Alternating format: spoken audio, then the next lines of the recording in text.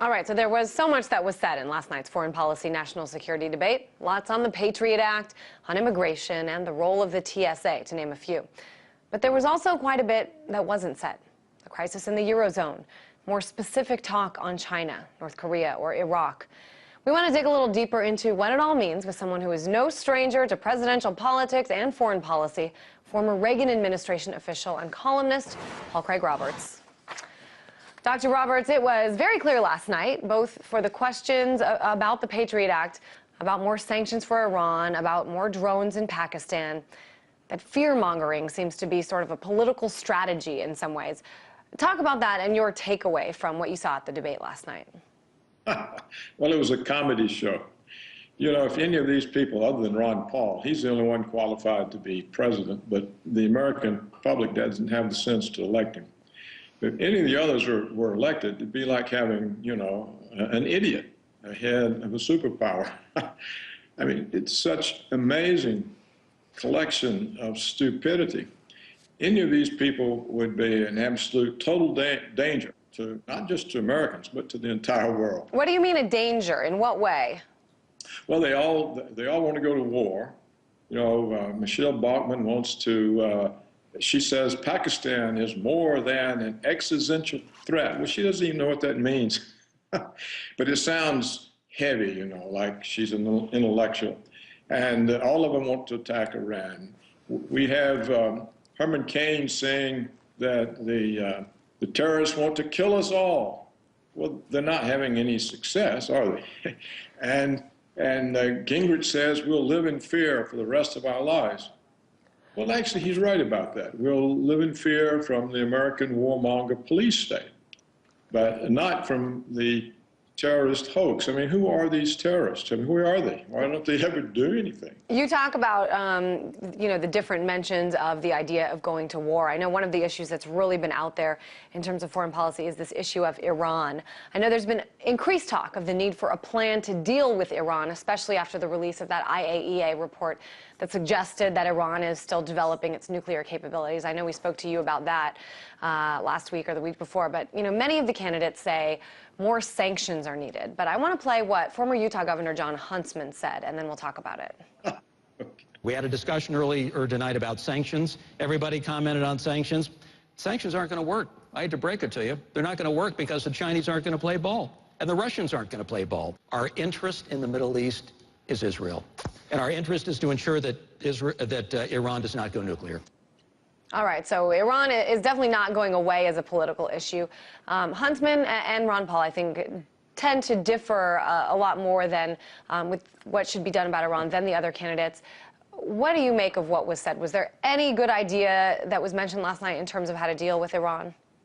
No, of course not. I mean, what do they mean, deal with Iran? What's Iran doing? It hasn't done anything. It's all a hoax, just like Saddam Hussein's weapons of mass destruction. Just like Gaddafi's missiles and weapons of mass destruction, which they can't find either. It's all a hoax. They'll get to Iran, but first they're going to knock off Syria. Syria's next on the list.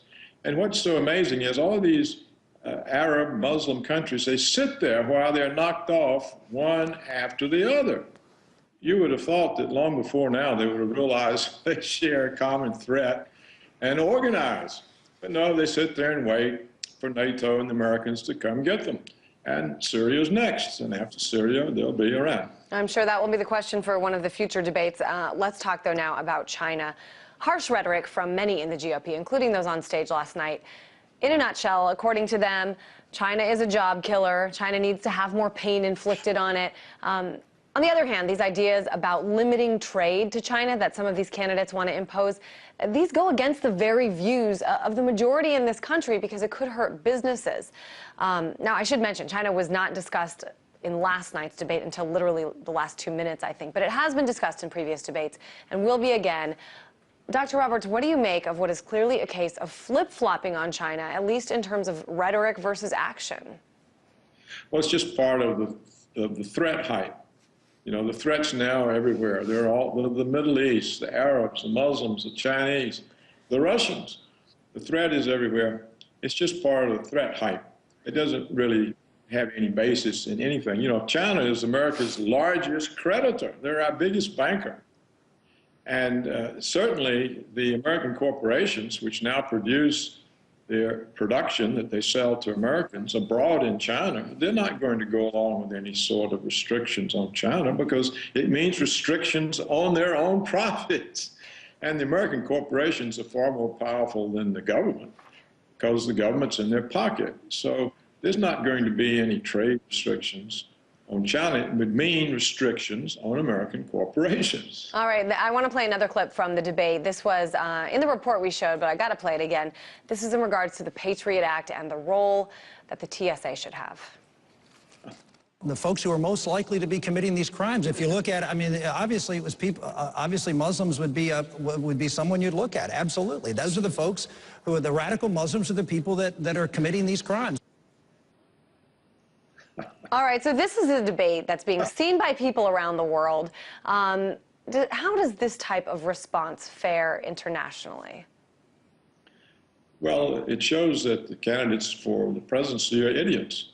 I mean, the TSA wastes $80 billion a year. They haven't caught a single terrorist. They're not any terrorists for them to catch.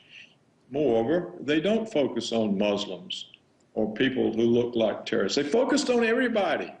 They harassed 89-year-old grandmothers in wheelchairs, 6-year-old little girls. They harassed members of Congress, CIA analysts. They harassed people who had security clearances for their whole life.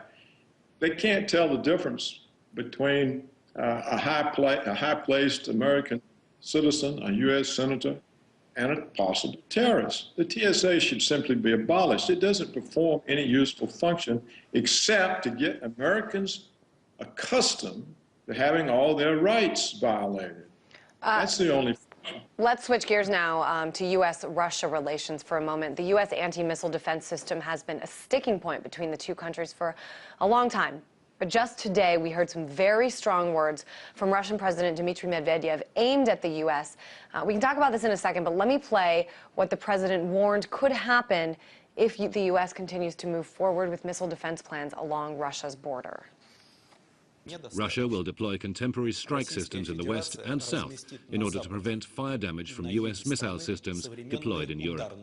The deployment of the Iskander missile system in the Kaliningrad region will be one such step. If the situation develops in an unfavorable way, Russia will reserve the right to cease further steps in the area of disarmament and arms control. Moreover, given the inextricable link between strategic, offensive and defensive weapons, reasons could emerge for Russia's withdrawal from the Strategic Arms Reduction Treaty.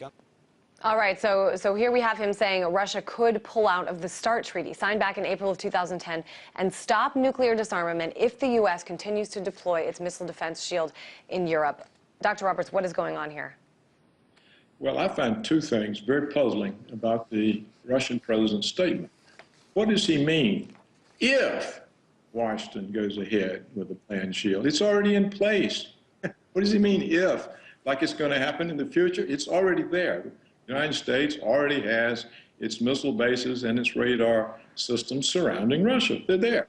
So to say if, what does it mean if? The second thing I find very puzzling is, why does the Russian president think that a legally binding guarantee from the United States would mean anything? What does he mean, legally binding? How would it be enforced? Once the United States can neutralize the Russian nuclear deterrent, Russia's finished.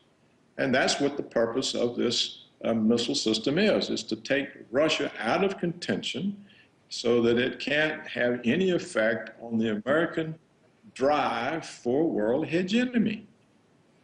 Certainly the START treaty, though, seen as one of President Obama's big victories. It's probably the White House is working on a reaction right now, and we will watch and see what that is in terms of what's next for this plan, which so far the White House insists is not at all a threat to Russia. I want to thank you for talking with us, former Reagan administration official and columnist Paul Craig Roberts.